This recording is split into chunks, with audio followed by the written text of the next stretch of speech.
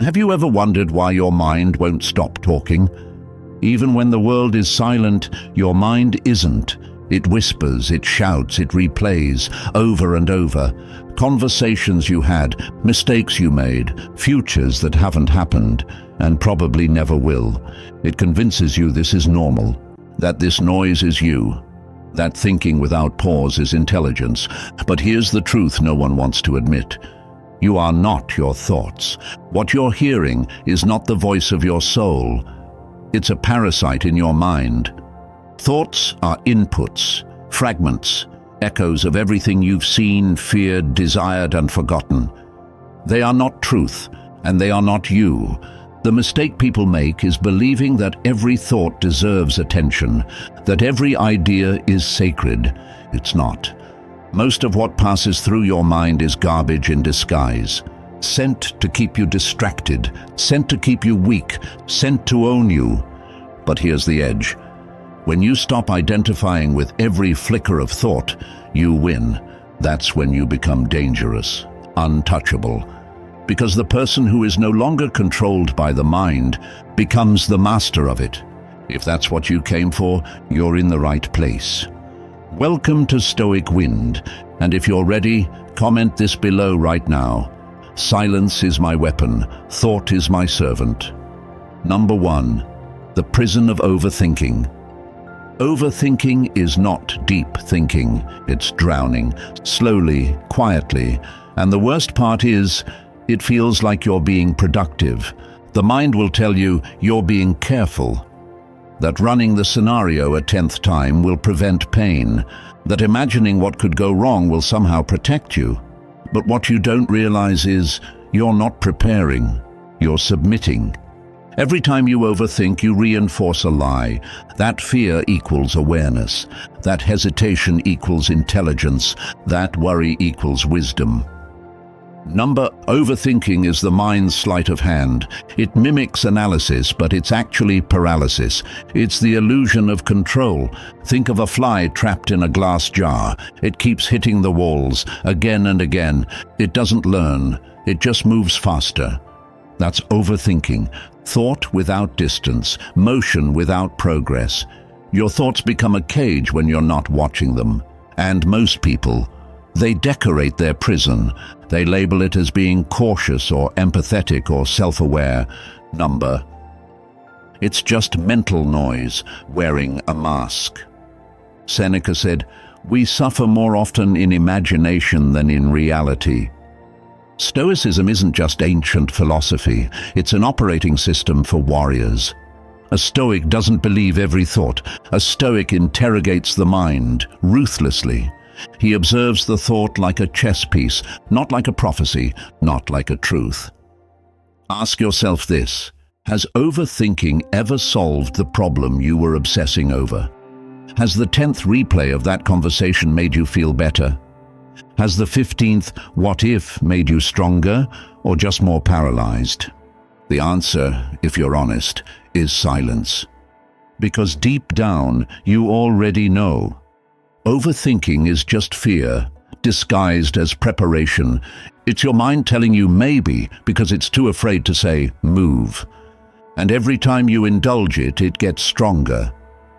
This is psychological warfare, not with others, with yourself. The mind is cunning. It wants safety, not strength. It wants comfort, not conquest. And overthinking is how it keeps you passive, distracted, harmless. You must treat overthinking like an enemy operation, because that's what it is. Every loop, every spiral, every mental echo is a weapon aimed at your momentum. The longer you let it run, the deeper the hooks go. The Stoic solution: detach. See the thought, don't be the thought. Treat it like a stranger whispering through a wall. Cold, distant, irrelevant. Let it speak, let it scream. But don't answer, don't react, don't explain.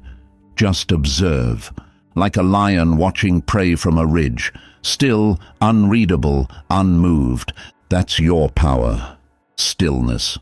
Stillness isn't passivity, it's control. It's power without noise. It's the rarest form of dominance, because it means you don't chase, you command. And here's the truth most people never hear. Overthinking isn't something to heal, it's something to conquer. You don't fight it with journaling and candles. You fight it by discipline. You kill it with action. You outpace it with purpose. You train your mind to follow you, not lead you. That's where Stoicism meets dark psychology. When you use the enemy's energy against itself, you reprogram the machine. You no longer believe the loop. You see it. You nod. And you step forward anyway. This is how men become sharp. Quiet, focused, deadly, not reactive, not fragile, untouchable. Because the moment you stop overthinking, you start executing, and the world can't compete with execution. It can debate you, confuse you, bait you, but it can't outmove you. That's the goal. Clarity through movement, power through presence.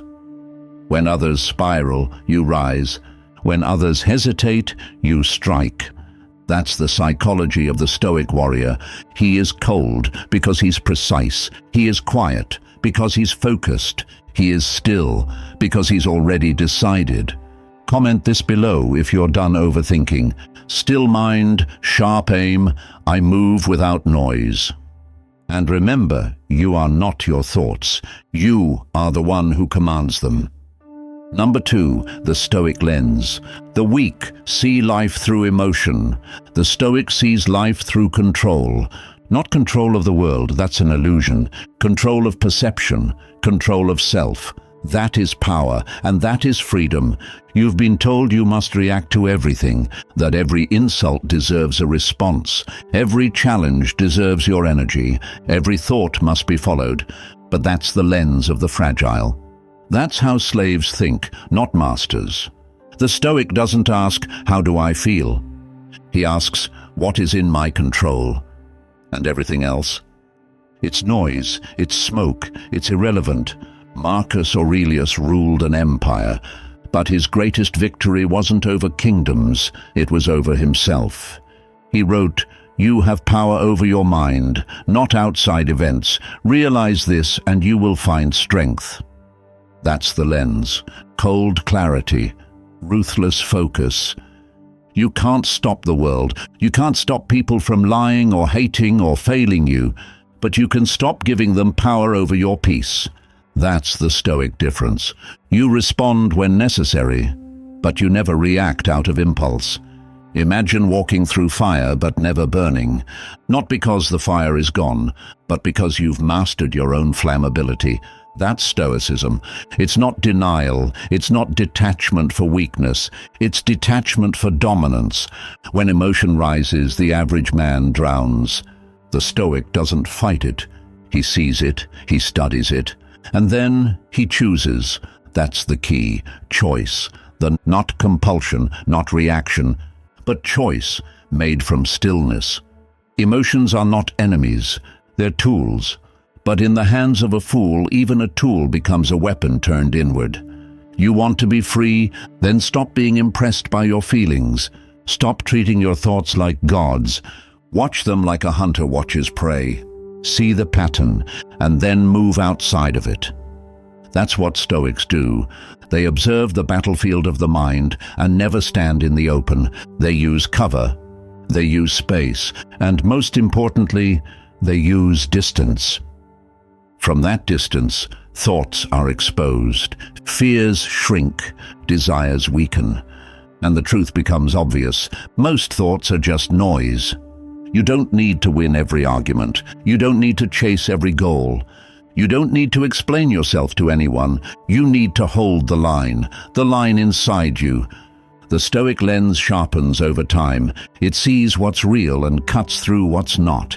That's why others break under pressure, but Stoics become colder, clearer, and more precise. Not because they're numb, but because they've mastered the distance. Epictetus said, "It's not what happens to you, but how you react to it that matters." Read that again. This is psychological control, the kind that makes you dangerous, untouchable. While others panic, you calculate. While others gossip, you build. While others overthink, you move, without noise. The Stoic lens turns you from a slave to a strategist, from reactive to ruthless, from soft to sovereign. And here's the truth: the world doesn't need more feelings, it needs more focus. And the ones who rise are not the ones who feel the most, but the ones who respond the least. Remember this, write it down, burn it in your mind. You are not your thoughts, you are the architect of them. Your lens determines your power. Most people wear glass soaked in fear, soaked in the past, soaked in weakness. Take it off. Build your own. The Stoic lens is forged in silence, sharpened by self-restraint, and polished by pain endured without reaction. This is how warriors are made, not loud, not desperate, just still, and always watching. Comment this below if you're starting to see through the noise. I sharpen my mind like a blade, cold, clean, precise. Number 3. Silence is a weapon. Silence makes people nervous. Not because it's empty, but because it reveals. Most people speak to protect themselves.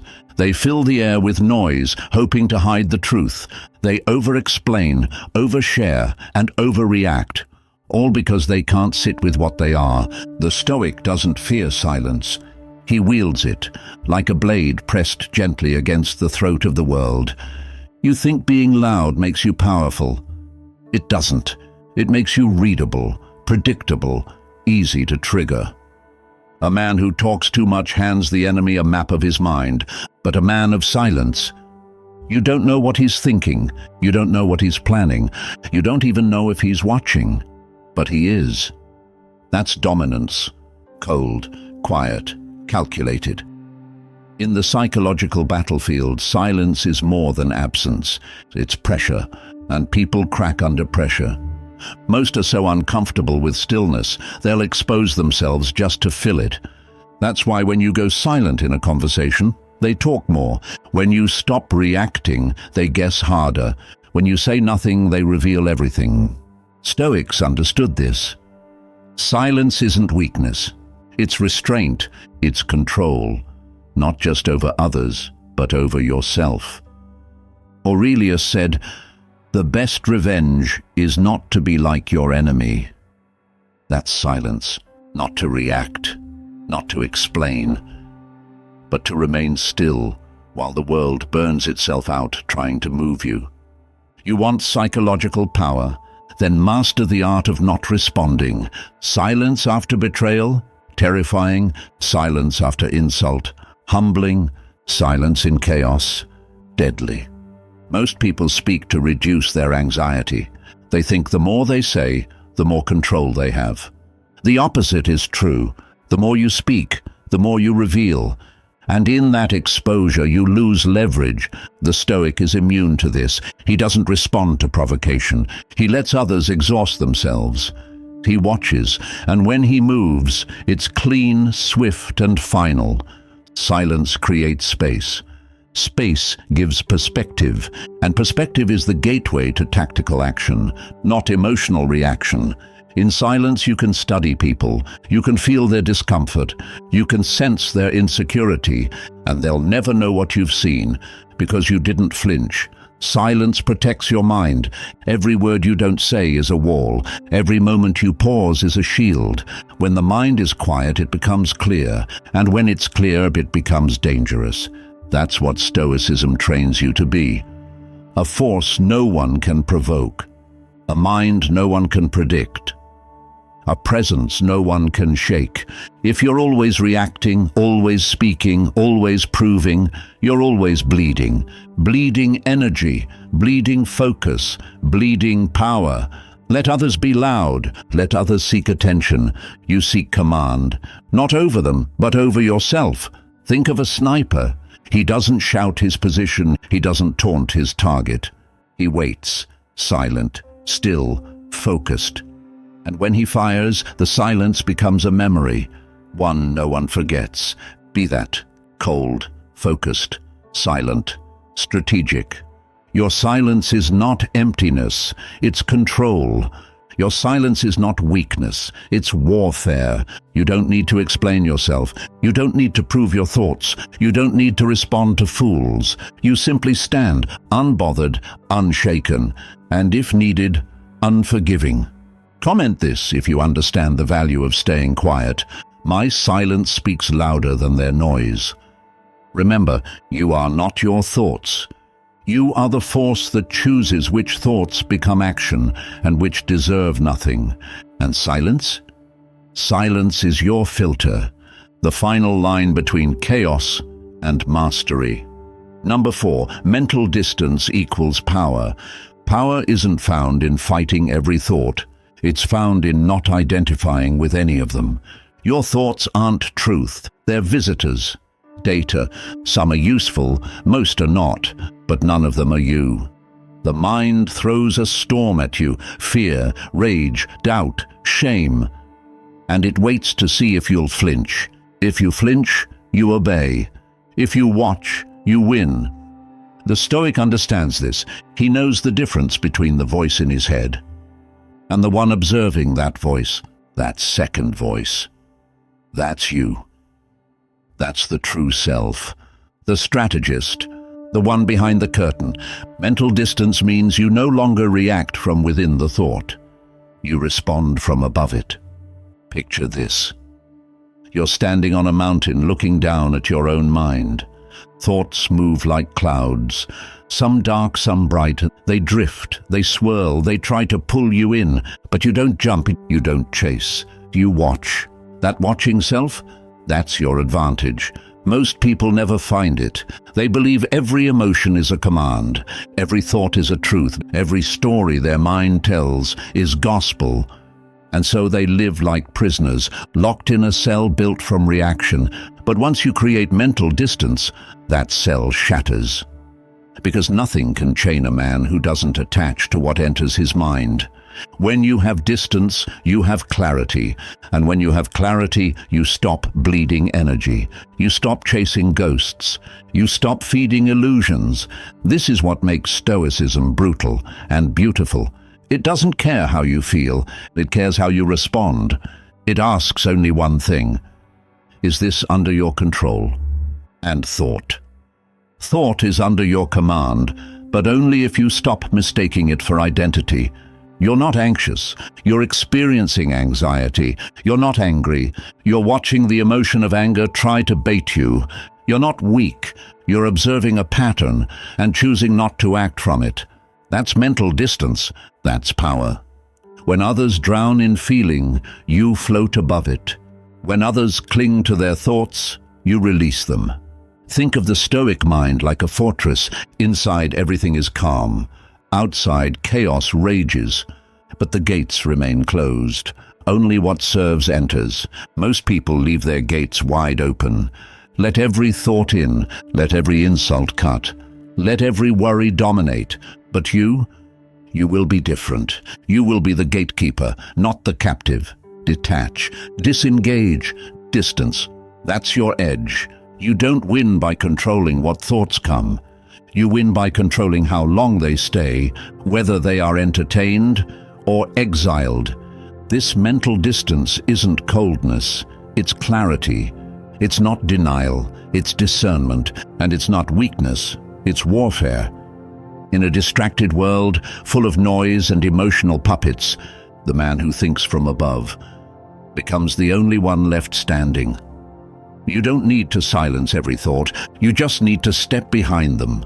Let them pass. Let them scream. Let them swirl. But you remain still. You remain sharp. You remain unmoved. That is mental dominance, and it's built through repetition. One moment of distance at a time. One refusal to react. One choice to watch, not obey. Over time, you will see clearly that 90% of your thoughts were never real. They were scripts, loops, habits, fictions. But the 10% that remain, the thoughts that arise after the noise has passed, those are gold, those are weapons. And they are yours to wield, precisely, ruthlessly, with no wasted motion. Comment below if you're learning to create distance. I am not my mind. I command it from above. Remember this truth. Distance isn't detachment. It's mastery, and mastery is silent, strategic, unshakable, just like your becoming. Number 5, psychological warfare begins within. Every battle starts in one place, your own mind. Every enemy you'll face wears your face first.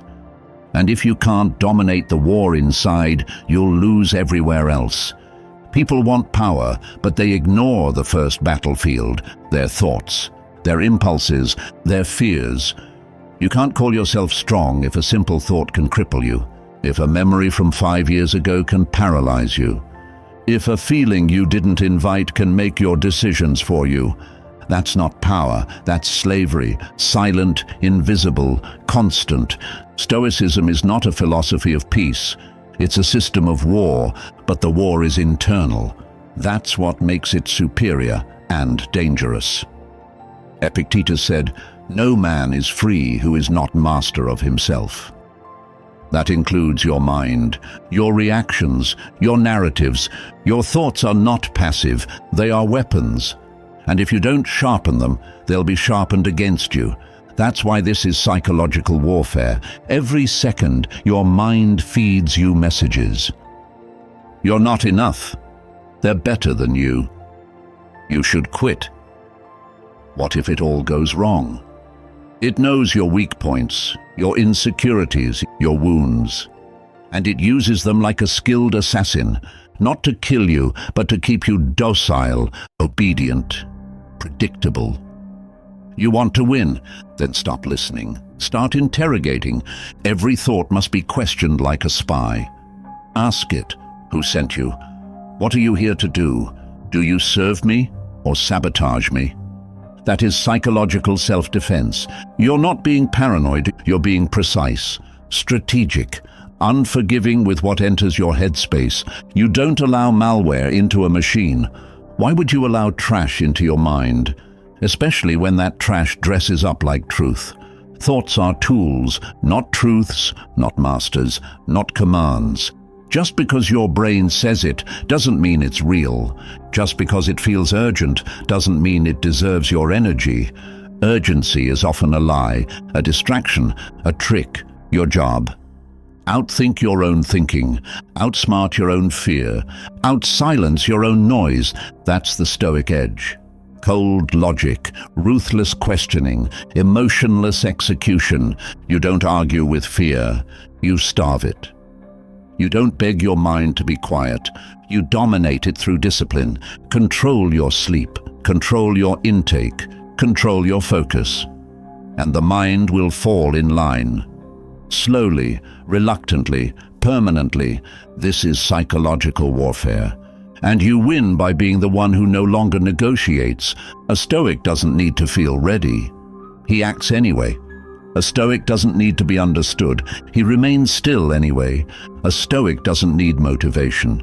He builds systems that obey him, not moods that betray him. You don't win by hoping the noise stops. You win by refusing to dance when it plays. Every time you resist an urge, you win ground. Every time you let a thought pass without flinching, you fortify your mental fortress. Every time you choose what matters over what feels easy, you break the old script. You're not rewiring a brain, you're reclaiming a kingdom.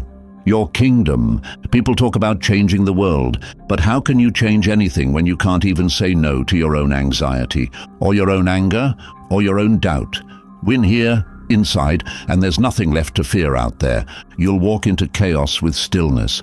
You'll be attacked and remain unreadable. You'll be provoked and smile in silence. That's what happens when you become a weapon the world cannot decode. Comment this below if you're ready to begin the real war. I don't react, I don't explain, I win the war within. This is what Stoic Wind is about. Not philosophy for bookshelves, but strategy for warriors. For those who no longer want to be slaves to their mind. For those who don't just want peace, they want power. Number 6, the kill switch, thought stopping. Every machine needs a kill switch, even the mind. especially the mind. You've been told to explore your thoughts, to let them pass, to sit with them. That's advice for civilians, not warriors, not strategists. There are thoughts that don't deserve to pass. They don't deserve attention. They deserve termination. Cold, fast, final. This is the kill switch. And when activated, it ends the spiral before it begins, not with emotion, not with reasoning, but with command. A Stoic doesn't negotiate with intrusive thoughts. He doesn't ask them why they came. He doesn't replay them to understand his inner child. He sees the pattern and cuts the line. There's a moment between thought and spiral, a second. That's where you strike. Not with fear, not with therapy, with a shutdown. Thought, what if I fail? Response, irrelevant, I move. Thought, what will they think of me? Response, not in my control. Deleted. Thought, I'm not ready. Response, move anyway. Precision, not persuasion. That's what the kill switch demands. You don't analyze every fire, you put it out. And if it reignites, you smother it again, as many times as it takes, until the mind gets the message. This is no longer a playground. The mind is lazy. It returns to what's familiar. So, if you always indulge fear, it repeats. If you always follow doubt, it deepens. The kill switch breaks this loop. Not with volume, but with certainty. Imagine a thought as a trespasser. You see it approach. You've seen its face before. No conversation, no welcome. Just deny entry. Over time, the intruders reduce. Not because they disappear, but because they know you're not worth attacking. You've trained the mind that you don't entertain weakness. You eliminate it. This is not repression. This is redirection. You're not bottling thoughts. You're denying them energy. Remember, thoughts feed on attention. Starve them, and they fade. Feed them, and they feast. So you build habits. A breath, a mantra, a silent nod dash. I see you. I don't serve you. Then move, immediately, physically if needed. Action is the enemy of overthinking. Movement breaks the loop. A single step forward disrupts the cycle. Thought stopping doesn't mean you're healed. It means you're lethal. It means your time and attention are no longer up for grabs. And if the thought comes back tomorrow, you kill it again. Not with emotion, but with protocol. That's the secret. Stop making your thoughts sacred. Start making them submit. You're not obligated to feel everything. You're not required to honor every voice in your head. You can interrupt at will, with zero apology.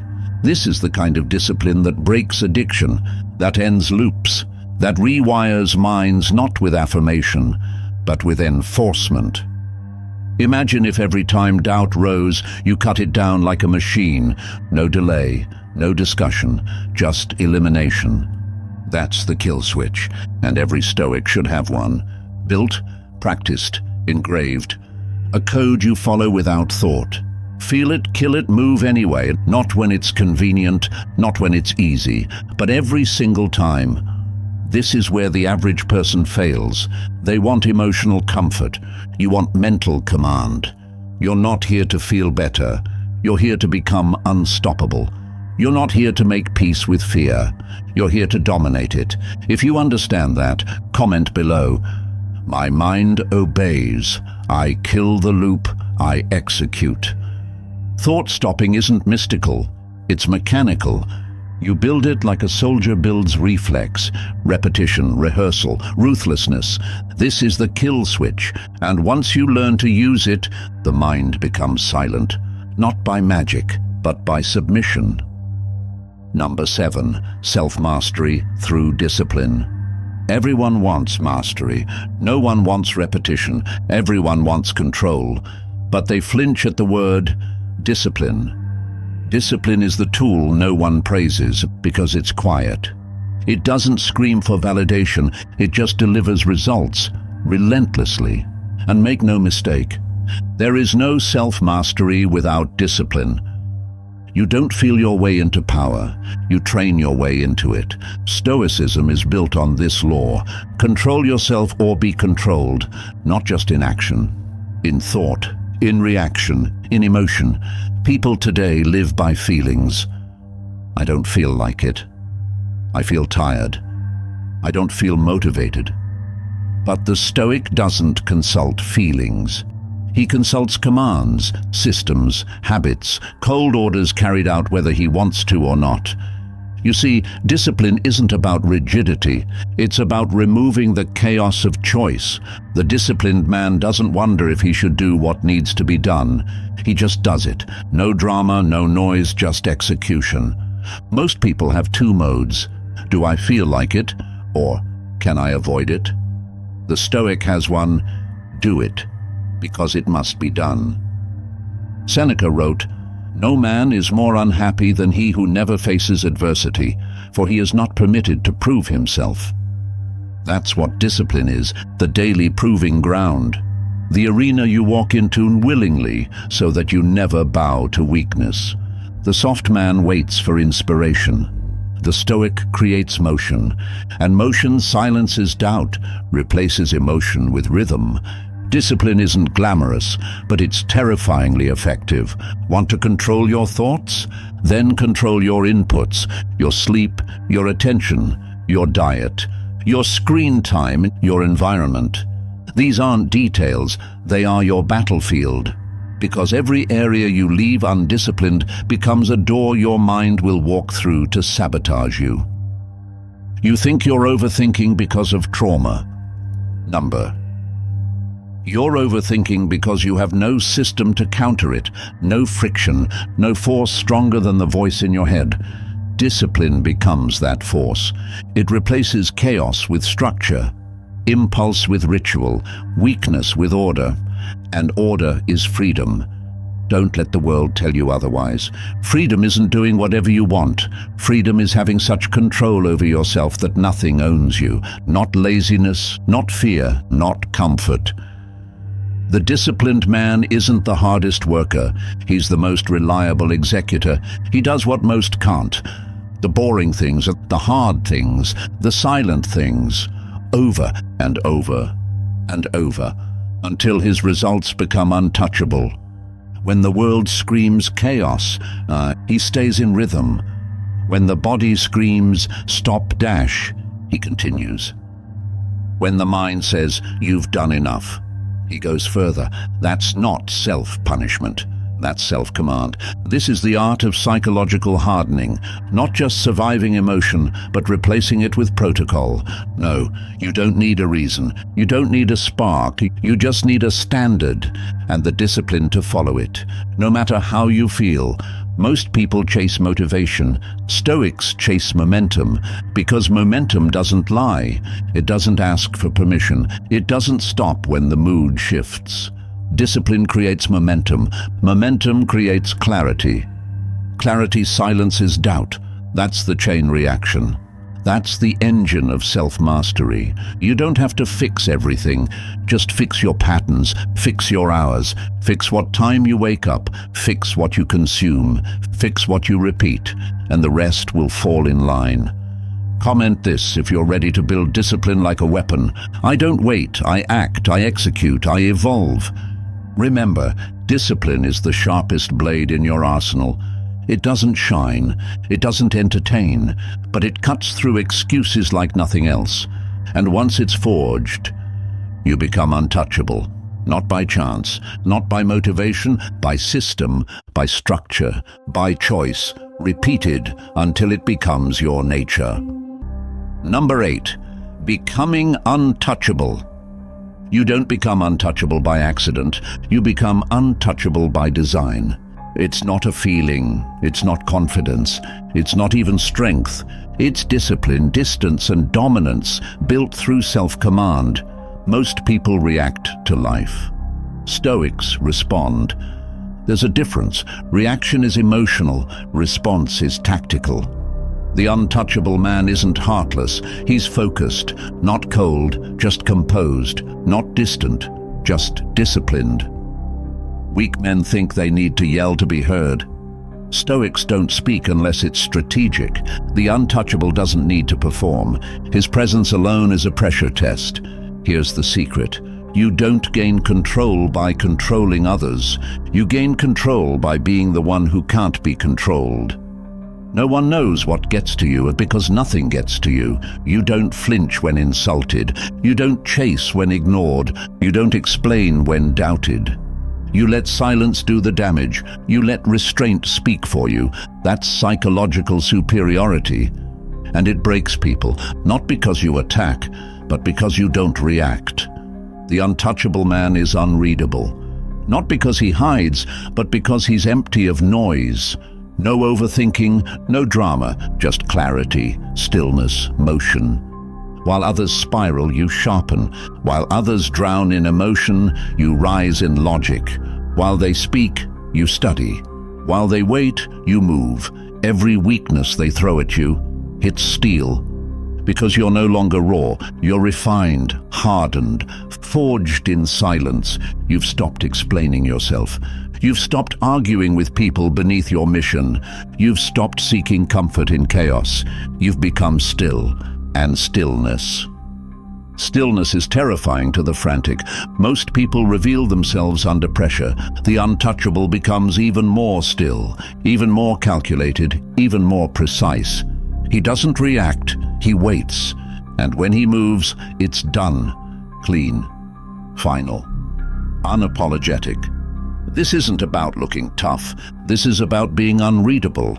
Because when you're unreadable, you're unbreakable. And when you're unbreakable, you become what they all fear. A man who answers to nothing but his own code. Marcus Aurelius said, "Waste no more time arguing what a good man should be. Be one." That's what it means to be untouchable. You don't talk about values. You live them. You don't chase validation. You define your own metrics. You don't react to provocation. You make people regret trying. This is psychological warfare without a word spoken. And it wins before the battle starts. When you become this version of yourself, you don't have to yell. Your calm is louder. You don't have to fight. Your stillness provokes surrender. This is why the Stoic is feared, not for what he says, but for what he doesn't say. Not for how loud he is, but for how unshakable he becomes under pressure. And here's what most people will never understand. You don't become untouchable by being numb. You become untouchable by being fully aware and choosing control anyway. The world will always test you. People will bait you. Life will provoke you. But when you can walk through chaos with your gaze unbroken, when nothing rattles your rhythm, that's when you stop playing the game and start controlling the board. Comment below if this is who you're becoming. I am unreadable. I am untouchable. I answer to no noise. This is the Stoic weapon, not emotionless, but impenetrable. Not distant, but deeply locked in. Not passive, but patiently exact. You're not here to react. You're here to rule. And the first kingdom is always you. Number 9, the final cut. Choose who you become. This is the final cut, the moment of division. Between who you were and who you choose to be now. You've heard the noise. You've seen the loop, the overthinking, the hesitation, the mental noise that's stolen days, months, years. But here's what you must understand. You are not your past patterns. You are not your thoughts. You are what you allow to stay. And from this moment forward, you choose what stays. There is no going back, no more waiting for peace to arrive, no more negotiating with mental noise, no more performing for people who will never understand your mind. From here you move like a sovereign, you think like a strategist, you act like a weapon forged in silence and sharpened in discipline. Every time your mind spirals, you will stop it. Every time fear knocks, you will stay still. Every time weakness whispers, you will answer with motion. You no longer serve thought. Thought serves you. This is the Stoic's final evolution, not someone who reads philosophy, someone who embodies it, in presence, in action, in outcome. Remember this, the world doesn't break you with pain. It breaks you with distraction, the endless voice in your head that says, "Not yet." What if it fails? What will they think? That voice dies now, because you no longer obey it. You no longer need certainty. You move without applause, without explanation, without compromise. You are not chasing peace. You are commanding it. Through order, through will, through refusal to break. You are no longer a slave to what you feel. You are a master of what you become. And what do you become? Whatever you decide. You want to be dangerous? Then train your mind to be silent in chaos. You want to be respected? Then show restraint when others flinch. You want freedom? Then dominate your attention, because that's what rules your life. This isn't motivation, this is doctrine. This is psychological precision, for those who are done being soft, for those who are done being readable, for those who are done being anything less than disciplined, sharp, and dangerous. You don't need another book. You don't need another guru. You need to decide right now. What kind of man walks forward from this screen? And once you choose, burn the alternative. Never look back. Never explain the change. Let your silence say everything. Let your discipline do the talking. Let your presence replace words. Let your power speak only when necessary. From now on, you don't argue, you don't chase, you don't flinch. You rise, you observe, you execute. That's the Stoic way, and that's the only way forward. Comment this if you're stepping into your new code. From this moment on, I walk like I've already won. And now, close the tab, stand up, say nothing, and begin. If this voice has cut through your noise, like, subscribe, and turn on notifications. This is Stoic Wind. We don't follow the world, we master ourselves, and the world follows in silence.